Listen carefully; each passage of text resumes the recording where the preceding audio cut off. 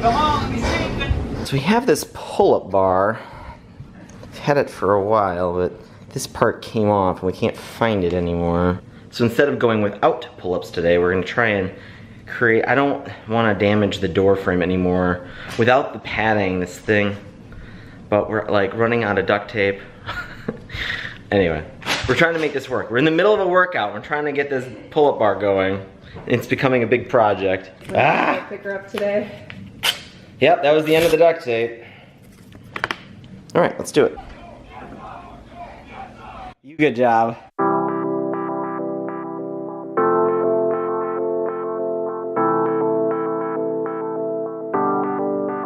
It's Wednesday morning. It's pouring out. I'm going to meet a friend from high school who I don't think he's been on this vlog before. I don't get to see him enough. It's really a shame I don't get to see him enough. So we're gonna go to lunch. Alexa, what's the temperature?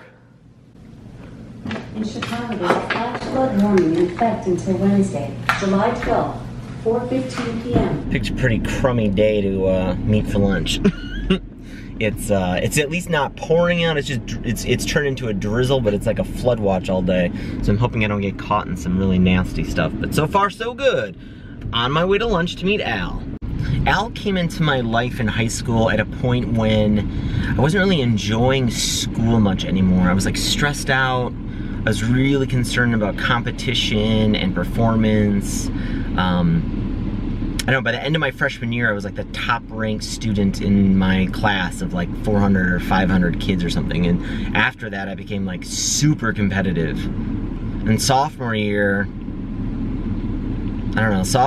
like I had trouble with competing. The thing with competition in high school is like, yeah, there's a level of like work hard and do better, but it's like when I was competing with like the top, 10 kids at high school. We're all smart, we're all working hard. At some point, it's like no matter how hard you're gonna work, there's gonna be people doing it better than you, and that's the case here at High Rise. I'm at lunch. I'll finish this thought in a minute. So that was Al, but we haven't even eaten lunch yet. He parked here, but then had to take off because of this crazy situation. You can park here. There's even a parking meter right here, but right there is 15-minute parking. If you park right in front of the box, you're gonna be in the 15-minute zone. Luckily, there's parking right across the street. How you doing? I'm good, how about you? Good. You wanna be on YouTube at all? You interested? Sure, hey. This is Al. No way, it's locked. But it says it's open. What the hell? It doesn't even look like it's gonna open in like minutes either though. This phrase, I think, is problematic for like a parent. Yeah. Like then you have to explain that. It's so like a mainstream term now, with everyone taking pictures on Facebook of just like every dinner they eat. Yeah, including us trying to get into the lunch we want to eat. Jesus. Okay, I guess we're not doing this. All right. Get across a lake.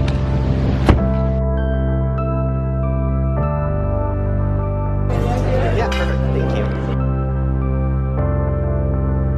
Even though you haven't seen each other for a long time, I did just see him at his birthday recently, but it had been like a couple years since we've had like a date. It's one of those things you can just kind of get right back into things, and so it's just so nice to see him and talk to him. And so now I gotta go to my haircut.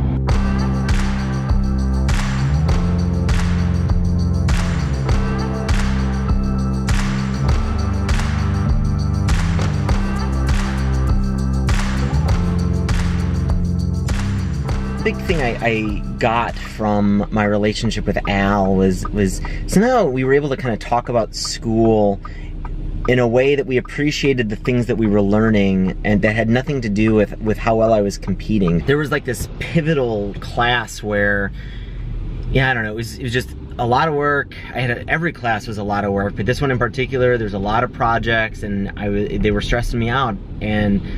But somehow I just started blowing the projects off. I started not turning them in on time, but instead of not taking anything away from them, I actually still worked really hard on them, but I decided to start turning them in late. And the teachers would take whatever, 10 points off or whatever, but I got so much out of those assignments still because I still put so much into them. I just did them on my own time and they could fit into my schedule without me staying up all night.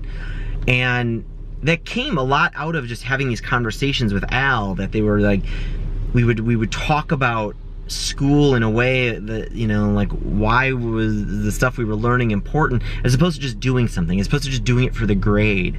The irony is, when I took this approach, like, my grades started to improve. I started doing great again, even with some of the late time, but because I did so much work on it in my own time, in my own way. There's a lesson here, I think, that I need to be applying better to my work, even at High Rise. There's a lot of stuff that's going on that, you know, that isn't crazy, but it's a lot of stress I bring onto myself because I want us to be doing better.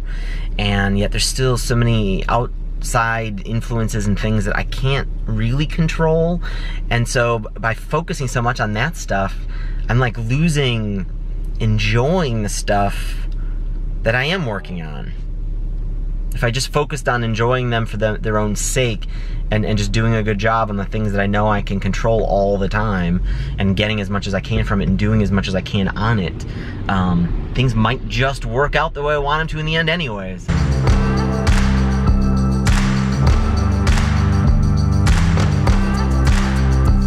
To the office kind of late to a YouTube live, and that's it. I know I say a lot. I'm always trying to think about stuff to say. You know who also says a lot? Paul Graham. I hope you guys are digging these videos, and if you're new here, please subscribe, and if you dig them, please hit that thumbs up, and I will see you tomorrow. Bye, everybody.